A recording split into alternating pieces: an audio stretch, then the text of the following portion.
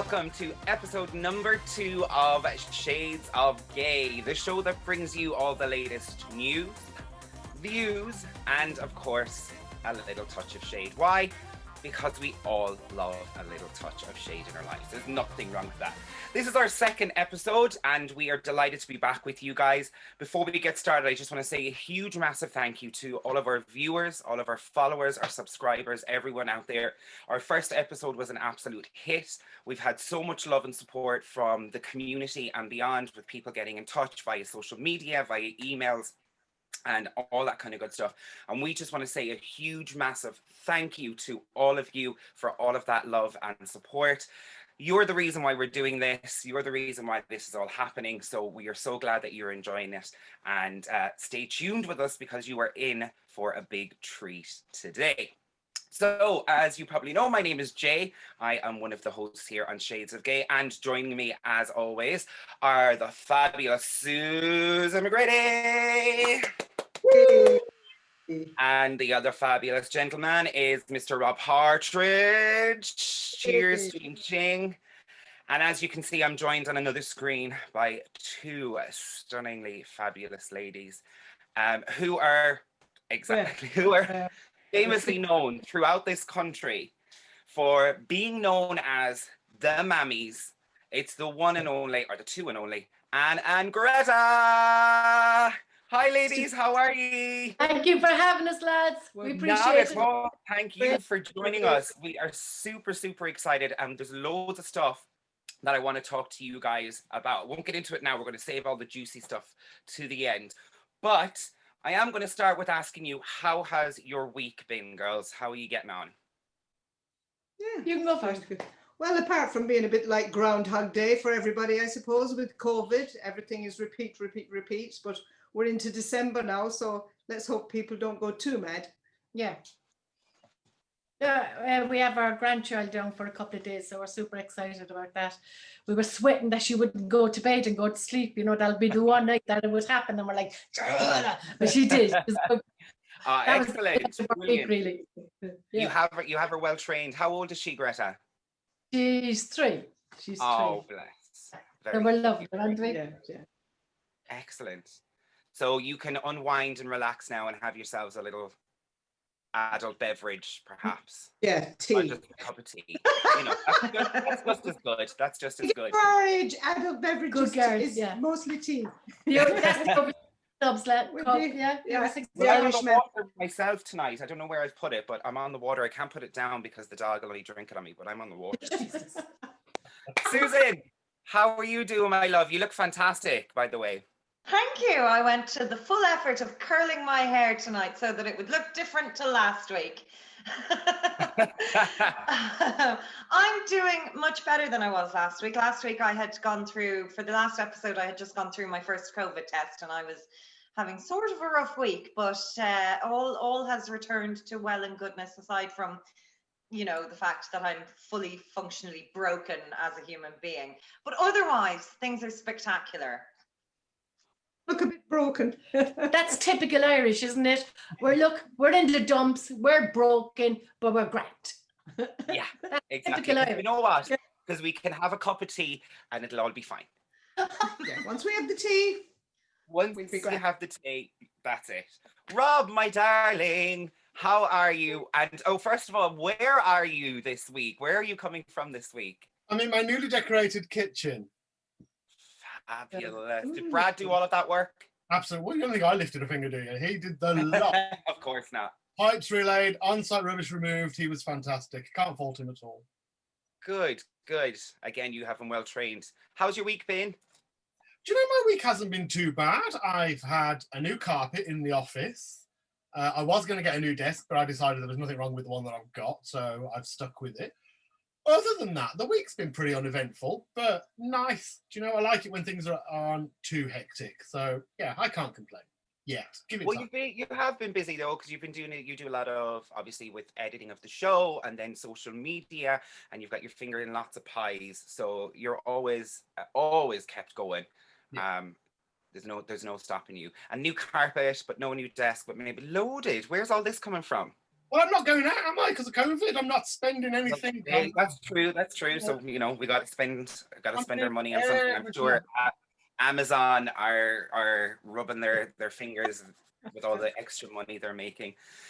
I've had a great week. I've just literally found out that they have now changed the regulations for dance classes when it comes to the level 3. So we are now going to be allowed back into our studios to operate under the level 3 in pods with a maximum of 15. It's a huge achievement. The dance teachers associations and all that, they've been working really hard to try and get, because we're all teaching on Zoom, and although it's okay and it's fine, it's not the same without being there with our kids. So we're allowed back into the studio, so it's good times for all. We're absolutely thrilled. So couldn't ask for a better week. Cool. So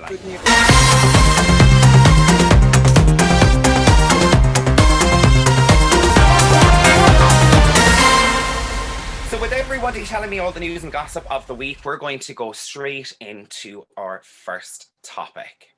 And I'm going to start with the lovely Susan with her fabulous new hairstyle. Susan, what are we talking about this week, my dear? Well, I was recently reminded of something that I do that is very irritating.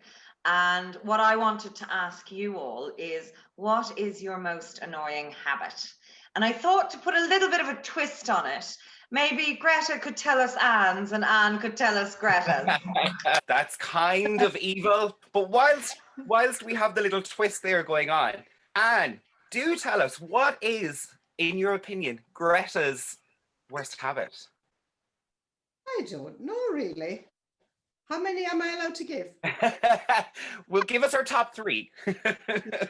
No, to be fair, I suppose the only thing is when she'll remind me something, she'll say, and don't forget to do that. And I'll say, you already reminded me this morning, I've that done.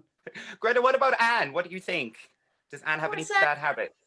Has Ann any bad habits? Let me see. I have to tell them, no, is that all right? You won't kill me after, right? I don't know. Okay. What are you going to tell them? So when she comes in from work, I have her dinner ready and everything, like the dutiful wife that I am. Of course. Right? Hand her up and everything. She's enjoying the dinner. She's telling me, it's lovely, it's fabulous. Then this happens. Oh, I like to lick the gravy. All the way around. It doesn't matter if somebody walks in the door and then she forgets herself that she's talking to someone and she's still going, that gravy is lovely. And I'm like, Jesus Christ. Cannot really scoop gravy up with a fork. Gravy's like your crack cocaine, and you're like that, like. Yeah.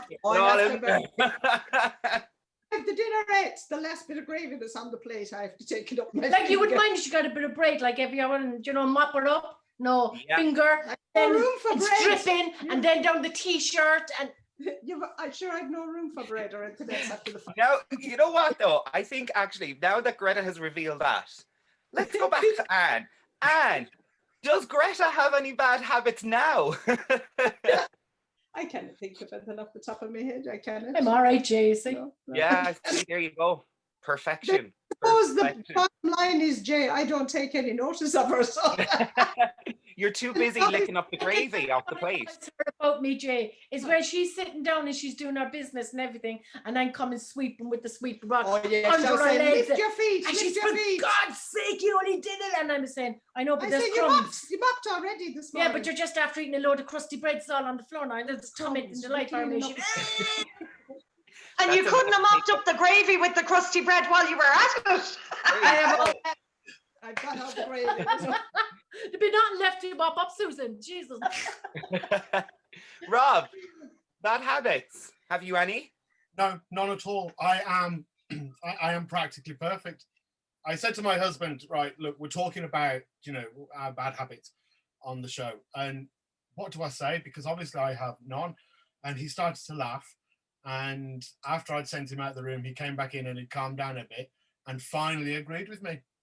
And to be honest, I would say that's probably one of my worst personality traits or bad habits, as it were. I'm as stubborn as hell. Moving me, it's just not happening. If I have something set in my head, it's got to be that way. I am so bad with directions, like driving. It's just forget it. Brad and I had a bit of a heated debate a few weeks ago because he said, "Okay, you're going straight on here," and I said, "Straight on takes me to B&Q." And he went, "No, that's right." I said, "It's not," and he ended up going out on social media. He created a poll. He had a map of where we were going. Stop it. Saying, is this left or is it straight on? And like the majority of people agreed with him, which was infuriating. I love it. I know I was right, but I blame my sense of direction on my upbringing. My dad directs everybody by pubs. My mom directs everybody by shops. My mom, how do I get to the...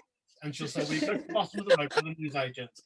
Take a right there. When you get to the top, turn left by that new boutique. You know, the one that's got that dress that I bought for your Aunt Margaret? By the time she's finished, I've no idea where to go. That's brilliant, because I'm the same. I need landmarks when someone says to me, you know, this place here, and I'm like, no, and they're like, it's on this street. I'm like, absolutely, and I'm like, give me a landmark. Where is it near? And like that, most people will either go for a pub or a restaurant or a shop like that. So it does help. It does actually help. In the countryside here, they'd be saying, just if you go as far as the white horse in the field, you've gone too far. Yeah. Yeah. And the man sitting on the wall with the I Shot JR t-shirt, is that right? Yeah. So apart from my sense of direction, being stubborn, always being right, I pretty much am perfect. I have no bad traits or anything like that. Like myself, darling, like myself. Yeah. Susan! Oh, well, I do have a lot of really annoying habits, but my most annoying habit is that I blame all of my annoying habits on having ADHD. So you can say, she talks so loud, I'll be like, ADHD. She talks so fast, ADHD. She forgets everything, ADHD. She's always fidgeting, ADHD. So I think that's definitely, or I sigh a lot.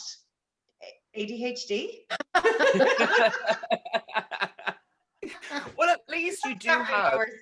At least you do have a reason. You do have something that you can blame it on, essentially. So you know, I'm a little bit jealous. I wish I could have, you know. Oh yeah, this is why. No, when I'm I addicted. first got diagnosed, I was diagnosed very late in life. So I was 41 when I was diagnosed with ADHD, which is about 2 years ago. And I remember my ex-husband at the time, who I was married to at the time, saying to me, "Oh, that explains dot dot dot," and it could have been anything. And you know, that explains why. And I'd be like, "No, love, I was being a that wasn't ADHD. That was me being an asshole." I think for one of my, probably the biggest one is that if I get very excited about, especially when we're chatting or having discussion, I get really excited and I can't wait to say what I need to say or what I have to say, and it's like as if it's this big massive ball of energy inside me. And if I don't let it out, like I'm going to like explode. So I have a tendency to interrupt people and just be like, oh my God, I can't wait till they finish their fucking sentence. Just out and say it. So that's probably my worst. I do have a tendency from time to time to interrupt people, which you probably noticed already. I have to interrupt you right there, love, and just tell you, ADHD. My mum has this thing she does where if someone has like a bad habit or a bad behavior, she equates it, similar to Susan saying she equates some of the stuff she does to ADHD. My mum will pick something in this other person's life and that's it. That's their reason for every single thing that they do. And you could say to her, "Oh, do you know Mary from 4 Doors Down? She had crashed the car this morning." And mum will say, "Well, she's never been right since she lost the foot." And there's always something. Oh, that's brilliant. So bad habits, we all have them, but listen, hey, you know, we're not the worst bunch, I don't think, for the old habits. No. They're harmless. Harmless, exactly. Rob, let's move on.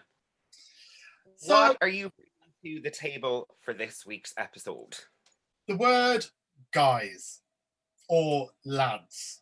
So I use it so much. Where I work in my 9 to 5, there are mixed genders, yet I refer to them all as the lads. I refer to you lot when I'm texting you as, I'm just going to text the guys.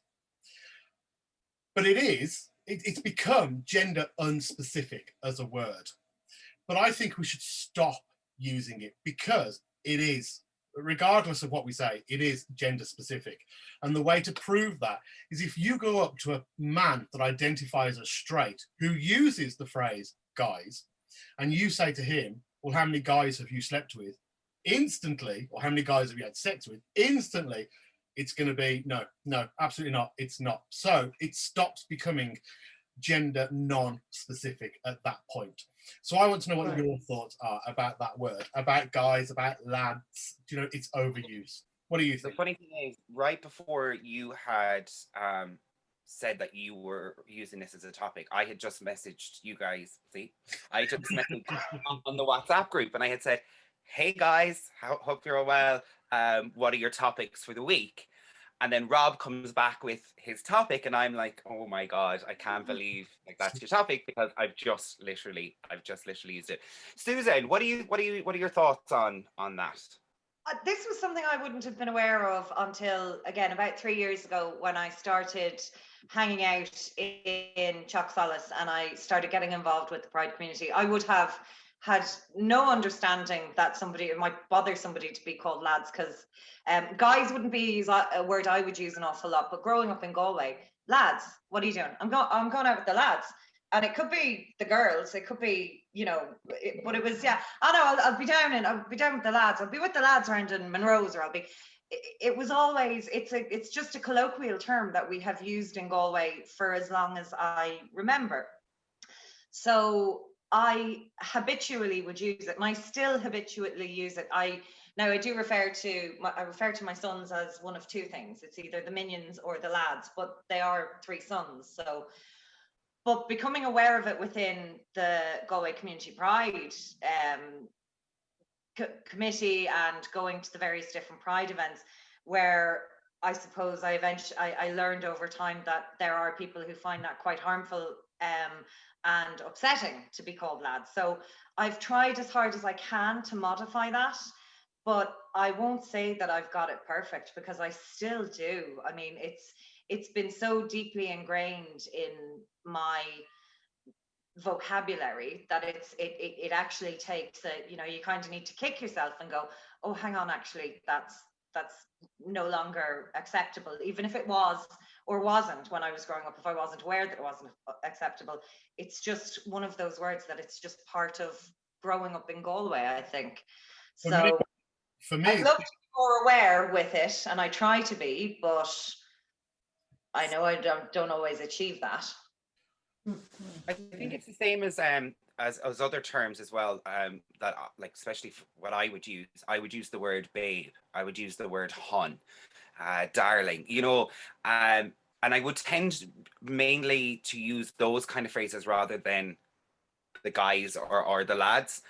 So I think it's probably pretty much the same thing. If I'm with a female friend, it's babe, hon, sweetie.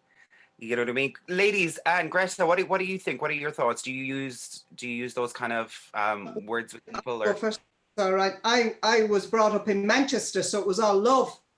Yeah. Yes, love, no love. And then I'm from Mayo, so I'd be a bit like I'd be the same. I would say lads and guys. But what has happened? Well, not in the last few months because we've not been out, but the last time we were all out before COVID hit. We were out with a party. There was women there, and there was a kind of when I went in, I said, "Hi girls, how are you?" And one of them pulled me. She didn't want to be called a girl, and that was to do with the non-binary thing. But what was pointed out at the course that I was on said that it's not for us to decide what people find offensive. If a person finds it offensive, that's their prerogative. It's not for us to say whether something is or isn't. We're all entitled to our own feelings. So what I've tried to do, no matter who I'm meeting now, I try and say, hi folks, if something is said with no intention, that helps. But at the same time, if now that we're all becoming more educated about what may or may not be offensive, I don't think it's any harm to try and make an effort to curb using Absolutely. these. And if you're why would you, if someone points out and says to you, look, I find that offensive, I would rather you not use that term referencing me or talking to me, why would you then go out of your way to upset that person knowing that they don't like it? So just take it on board. And I would rather somebody be open to me and say, look, can I have a quick chat? Listen, I prefer if you refer to me like this. Oh yeah, absolutely. My apologies. No problem. Yeah. And then it's done. It's over and done with. I When people get offended because somebody's offended, that's what annoys me. Like you're offended because somebody's told. I don't. No, Greta, they just apologize and suck it up and move on and allow. We're all human, we make mistakes. Yeah, I mean, there's a lot being thrown out there at the moment. It's kind of not left for me to say, but you're right. The likes of hun, darling, they're kind of like terms of endearment, aren't they? Yes. Do you know what I mean? They're what we do roll off the tongue. The thing with the guy and the lads, we say down, Susan, we say lads down here in Cork very often as well. Lads, guy, what are you guys doing? Do you know what I mean? So that was the flow. That was embedded, as Rob said, into us, as embedded into us. So then we continued on. When we found out better, we tried to do better, because that's what people do. So when we're educated on it and when we hear it and when we're ready to hear it, then we try and we try to become better and more aware of people. Like as Ann said, we use the word when I was hi folks, how's it going? Do you know what I mean? Or how y'all? What's the story? Or hi people. You try consciously to change it. It's very hard. We've been trying to do it. It's very hard, and you have to be aware, or where you are as well. And of course, down in Cork, we have the special ones. We have boy and we have girl. Yeah. And I don't mind anyone that wants to call me girl. I'm only delighted. I'm an old lady now, so if anyone calls me girl, I take it as a compliment. That's Cork is boy or girl. Hi girl. But that happens quite a lot within our community. We will have, or I've had friends, or I have referred to my gay friends as she or her. And again, not literally meaning that this person is a female, kind of like a term of endearment, but also it's kind of like a sisterhood, sorority kind of thing to it. Not, there's no intent or anything, like, you know what I mean? But it is that kind of, because we can do that. It's us. It's within our community. And but you know what? That's the point as well, Jay. Because we're within our community, and because we can learn from them, because it's still new to myself and Ann, all the other stuff coming up, and it's still new. We're still trying to get our heads around it, and we're very open to it. And I often find a straight person, if we're finding it difficult, then straight people must be finding it 10 times difficult when they're outside the box in a way. So to try and communicate that to them with understanding, it's mind-blowing stuff. Do you know what I mean? It can be mind-blowing stuff because nobody wants to offend anyone, really. That's it. And look, at the end of the day, my view on it is, I don't care what you call me, as long as you call me.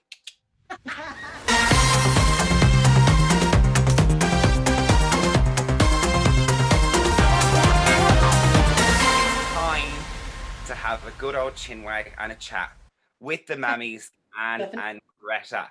So ladies, what I want to do is I want to start kind of at the beginning. Greta, Cork, and Manchester/Mayo ended up in Galway. How did that happen?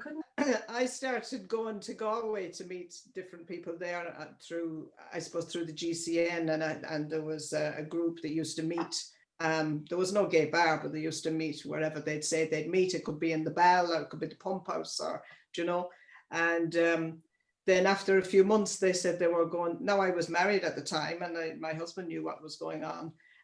But I was kind of investigating. I was almost 40 at this point. So they said they were going to Cork for a weekend for a football game, a ladies' football game. And would I like to go? And I said, oh yeah, we were staying in a hostel. And at 40, I'd never stayed in a hostel. This was very exciting to me, coming from a little village in Mayo. And just living the normal, well, what we considered normal at the time, married and 3 children and just doing the everyday things. But that weekend, I walked into a bar down in Cork called Loafers. That was a gay bar. We didn't have one in Galway, as I said. And I spotted Greta. And as they say, the rest is history. We got chatting and we just had so much in common. Who chatted to who first? Who made the first move? I made the first move. Greta, she'd be waiting there yet if it was. I just strutted her stuff. She wasn't going to make a move. I asked her to dance. I had seen her in the bar, and then there was a kind of a dance disco later, and I asked her to dance. Just to put a little curve on that, Jay. We were all women, as Anne said, we were nearly 40 when we came out. Now, both of us had 2 husbands that were lovely. Between us, we had 7 children. 20 years ago, very hard. Mm-hmm. Not like it was now, very, very hard. So when we did meet and when we did click, it was a very hard decision to make. Do we make it? Do we destroy lives? Because that's what was going to happen. There were 7 children, you know, to consider, 2 husbands that idolized both of us, you know. But it all became too much, because if we weren't true to ourselves, then what kind of a life would it be for the kids and the husbands? Maybe they'd have put up with it. Maybe we'd have had an okay life, but then we wouldn't have been true to ourselves.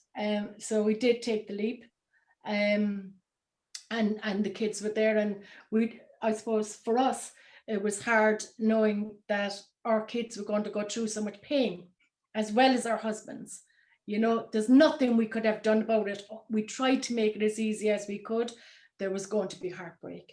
There was definitely going to be and there was. Yeah. But we did it, and we came out of it, and we were forgiven, and we were loved, and we were supported by our families. And so we've all come out stronger people as well, you know, and all our kids are very open-minded, all accept it, and they'd be the first to march for us and defend us. Now, that's huge. Now, having said that, some people are not as lucky as we have been. We so we won't try and minimize it. Yeah, everybody, there are, you know, unfortunately, there is a price. There is a price when you're true to yourself. So that's kind of the thing, as you say, where we started from. Yeah. And after about 6 months or so, we moved in together, and we moved to Galway. And I suppose we were trying to build a new life for ourselves in Galway. And one of the things I saw that there wasn't really much for people in the gay community in Galway. And there was the bar that was known as Strano it used to be called the West End, and it was an old building on 3 floors. Mank. And I thought to myself, that would be a great community centre, you know, because of the 3 floors. There's so many different things you could do. And of course, I said it to Greta, and Greta was saying, "Are you mad? Are you mad?" No, she's not telling the story again, Jay, you see, because this is it. So backpack everything up to Galway, rent a house, blah, blah, blah, try to start new beginnings. None of us had any jobs, and decided we were going to rent a shop. We never know how to run a shop, how to order stuff a shop, how to do VAT, how to do anything. We learned. We had to do papers. It was called, and Susan, you probably might remember this, O'Toole's. On Dominic Street. On Dominic Street. Or your mom will probably remember it. I think I worked there for a summer job. So we had to get up at 6 o'clock in the morning. We had to get all these papers done. We had to tear the papers off that weren't sold. We had to do chocolates. We had to do this. We had to do that. We had the thing there. We hadn't a clue what we were doing. Half the Bish boys were coming in, 200 of them queuing up, bar of chocolate in their pocket, pay for 1 bar of chocolate, out they went. We lost a fortune. I go down to Cork on one of my weekends. I come back. Now remember, I'm up at 6 o'clock in the morning, blah, blah, blah, blah. I come back and says to me, what do you think about I have a new idea. what do you think about renting the pub? I said, you off your fucking game. I'm up at 6 o'clock in the morning doing paper in the morning. What do you mean? So you want me up at 6 o'clock now, working at 3 o'clock in the morning, I get 2 hours sleep? What's the story? Can we just have a look? Yeah, we didn't know anything about running a pub. We didn't even know how to pull a pint, but we knew about being Mammies, and we made it somewhere safe for everybody, we think, and that's how we got the nickname of the Mammies. Yeah. And we have to mention at this point, Vincent, who taught us everything we knew about a pub. He showed us how to pull a pint. He helped us order what stock we'd need, what kind of glasses we'd need, all that kind of thing. So he was there from the very beginning with us. And then he turned into Titney Queers. And then he turned into Titney Queers.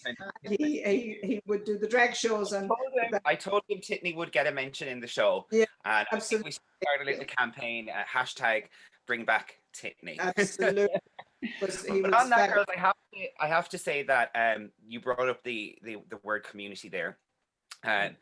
When I first met you ladies, or when I first came along to Strano, at the time I had only been out maybe a year or so, and there were 2 bars in Galway at the time. There was Zulu's down in Raven Terrace, and there was Strano.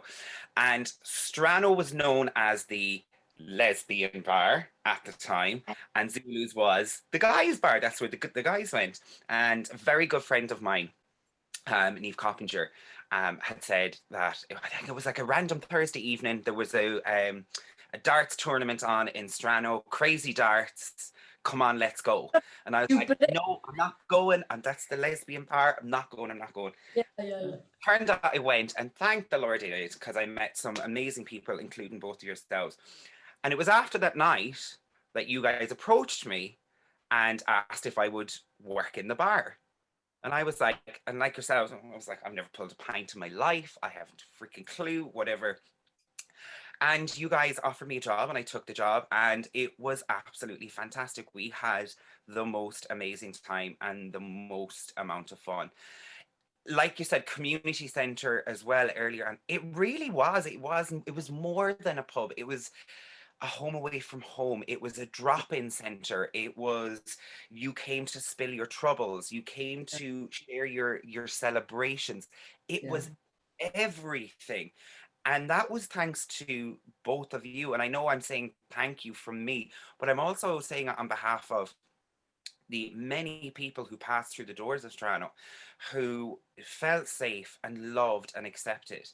Well, so on behalf of everybody, thank you both so much for all you did for all of us, because as much as you guys were growing and learning in your newfound lives with each other, we were doing the same things. We were all on different journeys. We were all growing together, yeah. That's what I was going to say. You never let that get in the way of anything. We were always number one to you guys. Nothing ever got in the way of you guys helping us. We didn't know anything about a gay life either. We were only coming out, even though we were older than you. We knew nothing, so we felt that you all supported us as well. But Jade, the one thing that I felt was very important when we opened the bar, when I came out first, I felt very isolated and everything. And when I walked into my gay bar down here, I was sitting on my own for ages, you know. And one first rule myself and Ann made was, anyone that walks into the bar on their own, the barman is to go over, introduce himself, and then if there's someone sitting in the bar, introduce them to the person sitting at the bar, so that they don't feel isolated or alone and they can relax. Anyone, straight, gay, it didn't matter. I remember being told that. I remember, you know, coming in for kind of first day of work and learning the ropes, and it wasn't how to pull a pint or how to clean an ashtray or do this or that. It was about, if somebody comes in on their own, you need to make them feel welcome, accepted, you know, all that kind of stuff. Very important, because there's people pacing in and out. Will I go in? Won't I go in? Da. When they take a chance to win, and somebody, you know, when you walk into bar and everyone turns, you're like, oh, Christ, and you're gone back out again. I had so much FOMO because I would have been in Galway at that time, but I wouldn't have been out, and I certainly wouldn't have been on the scene. My friends may have known at the time that I was bi, but certainly I wasn't involved in the scene then. I know a friend of mine was a bouncer on the door, actually, a guy called Dave Greeley for Yes, Dave, Big Dave. Dave was I think Dave. I might have actually been dating him when he was on the door, so I definitely wasn't on the scene. But listening to you talking about the spirit that was in Stranos, I'm so regretful now that I didn't like balls up and pop down and go in, and because I think that it sounds like such a really gorgeous community, and not that I would ever wish that things would be different in my life, because I'm very happy with how things turned out, but it just sounds like it would have been such a wonderful experience to have been in there and in that community. Absolutely, Susan. Magical. We had such we were off our game, like the effort that went, the stupidness and the listen. We look back now and we feel stupid. December, right? Look, we'd buy bags of sand, buckets, shovels, and everyone would come in their shorts, and we'd have a beach party in December, freezing cold, right? Then in July, myself and Ann would cook a turkey in July. We put up all the Christmas lights, and we'd play the Christmas music. Yeah. People are walking in, they're on holidays in Galway, and they're walking in going, Christmas music, July, turkey. There's a Christmas party in Strano. Come on, we'll all go down. And then we had the most ridiculous events that we held. Ridiculous it could be. And Jay, do you remember the Strano Awards then? Oh my God, how could I forget? We The came up Strano with this Awards.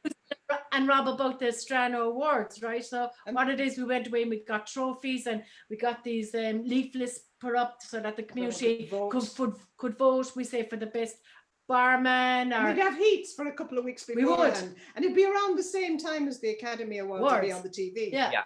So the best barman, the best boobs, the best box, the best whatever. The best package. They were stupid things, right? Best lunchbox. But all the lads would come in their tucks and their dicky bows, and the drag queens, and everyone did a voluntary, and like everyone painted that pub. People were very good to us and very generous to us. That's the only way we were able to do it. They cleaned it. They did everything. They helped us. Because we had no money. It was brilliant. But everyone wanted to do that because of you guys and because of where it was and who it was, and it was to our benefit to help you guys as much as you were helping us. So nobody ever batted an eyelid or thought twice about picking up a paintbrush and give it, because it was our home away from home. So why wouldn't we want Strano was about everyone, not just me and Ann. It was about everyone. We all needed it. Was everybody. Listen, if you didn't come through the door, and if you didn't tell us your stories and all that, then it wouldn't have happened. But we couldn't have carried it on There's our one own. thing I have to bring up, Jay, in amongst all that madness and that brilliantness and that fabulousness that we learned, and we have lifelong friends from it. There was a period of time where a big thing, the suicide thing, came into it, and myself and Ann would go home late at night, and we would often get a phone call for help. Get back into the car, 3 o'clock in the morning, drive up, sit down, have a conversation. Sometimes it might work, sometimes it didn't. Sometimes we bring them home and put them to bed in our house. Sometimes we bring them home, put them to bed, give them a breakfast in the morning, another little chat in the morning, and that would do. And the kids would be saying, who's that? And they'd be saying, got too drunk last night, I better bring him home. I'd kill him in the morning now, kill him in the morning. All right, that was grand, that was the norm, that was all right. But then there was sometimes that we thought we were after doing all right, and we didn't, and it was too late, and people took their own lives. And you never forget something like that. And that's still happening now, even with all the education and the acceptance that we have. And we find it horrific. There's still a high suicide rate among the gay community. So even though the fabulousness is there, that I think that's an issue that has to be addressed as well, because absolutely, it's with our community, It's affected all of us in many, many different ways. And again, it just shows how those are the kind of things that people don't necessarily see or hear about. You know what I mean? That once you've closed your doors and you're at home, that you're doing all of this other stuff, and it's not. That wasn't to be exposed to people at the time. That was very private. Do you know what I mean? We would never give away confidences. No, absolutely not. But I know from the community, it was so appreciated, all of it, and Galway wouldn't have been Galway at the time without both of you amazing ladies, and of course Strano. So again, on behalf of our community. Thank you so much. We were honoured and privileged, my It's darling. our privilege. Thank you. Honoured and Quick, privileged. just wrap up, ladies. Tell Okay, me very briefly, where are you now? What are you doing? What's life like? For the first time in my life that I had time to do art. I always wanted to do art. I never knew how to do art, but I had the time, for the first time in my life, to do it after rearing my children and his children and the 748,000 gay children that we have. Yes. I know. Hi, you've just adopted me as well. So And so I'm self-taught. I'm a self-taught artist now for the last 5 years. I've sold paintings in America and England and prints and everything, and I love it. And never took an art class or anything. It's all me. It's all in my head. It's all my talents. So that's where I am, and then of course now I've gone on to the grandchildren. So that's where I am now. So I live on. Well, we built our own little bungalow here in Crosshaven, a site that Greta's sister gave us next door to her house. I went back to university. I went to UCC and I did a science degree. It nearly killed me at the age of me, but the people in my class were lovely and they all helped me along, mature student that I was. And I work in quality control in different food industries. She's a scientist. She never taught you. She's she's a scientist and a scientist. So yeah, I love that. I love what I'm doing. It's nice to have another chance at it before I retire. And that is it, the end of episode 2. Thank you so much for joining us again. Huge, massive thank you to Rob and Susan, and of course our wonderful special guests, Ann and Gretta, the Mammies. They are on Facebook, the Mammies, Ann and Gretta, so you can find them there. But don't forget, you can also get in touch with us via all our social media platforms, through our website and all that regular kind of good stuff. So thank you so much for tuning in once again, and we hope you enjoyed the episode as much as we enjoyed filming it, and we will see you all very, very soon. Stay safe, stay well, stay healthy, stay happy, make bad choices. See you all soon. Bye.